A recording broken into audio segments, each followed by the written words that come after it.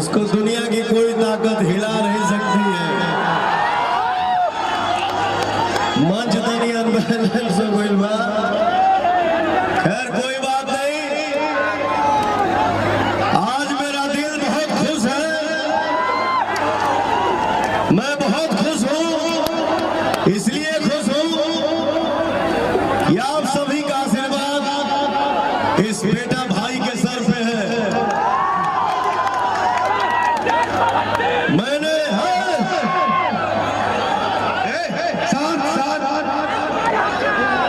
भाई की बात सुनिए, आप लोग क्या बोल रहे सुनिए पहले। मैंने जब पहली बार ट्वीट किया कि पवन अपने काराकाट से चुनाव लड़ेगा, मेरे ट्वीट के पहले किसी को कोई खोज खबर भी नहीं था कि काराकाट भी लोकसभा है और यहाँ की जनता जो है हमारे परिवार के दिल में कितना तकलीफ है, किसी को कोई खोज खबर नहीं था।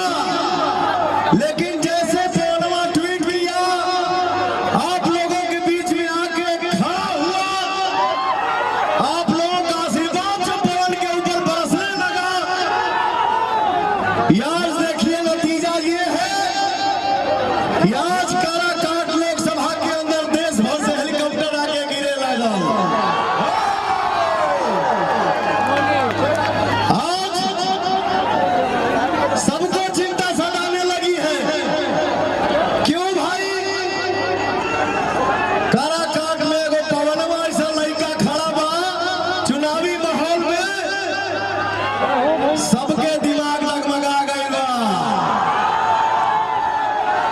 किसी के लिस्ट में भी नहीं था। जगला के बाद छोड़ दो भैया, सपने में भी कोई कल्पना नहीं था कि काराकाट भी एक लोकसभा है। मैं इतना बता दूं,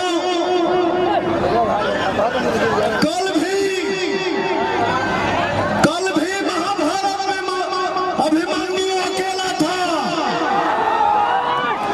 भाई आराम से हो। पवन जी और खेसारी जी एक साथ आने वाले हैं, 28 को आएंगे। आ रहे हैं ना, 28 को आ रहे हैं, तो फुल ऑन सपोर्ट करिए और पवन जी को जिताइए। आपके बेटा, आपके भाई, आपके दोस्त, हमारे दोस्त जीत गए। पवन सिंह जिंदाबाद। बहुत बहुत धन्यवाद काजल जी आपका, आपके समर्थन के लिए। आदरणीय पवन जी के समर्थन में आप लोग इतनी दूर से चल के आए। हम पवन जी की तरफ से और अपने सभी नौजवान साथी, बड़े बुजुर्ग जो यहाँ आए हैं, काराकाट की पवित्र भूमि से आपका स्वागत, अभिनंदन और वंदन करते हैं। एक ताली बजा के आशीर्वाद देते जा भाई। बता दीजिए व्यवस्था मंच की बना के रखिए। कुछ ही देर में आपका अपना भाई प्रत्याशी, लोकप्रिय प्रत्याशी, आपका बेटा और आपका भाई कुछ ही क्षण में मंच पे आने वाला है। और जब मंच पे पवन जी आएंगे तो जितनी भीड़ ये है उतनी भीड़ उनके साथ चल के आ रही है।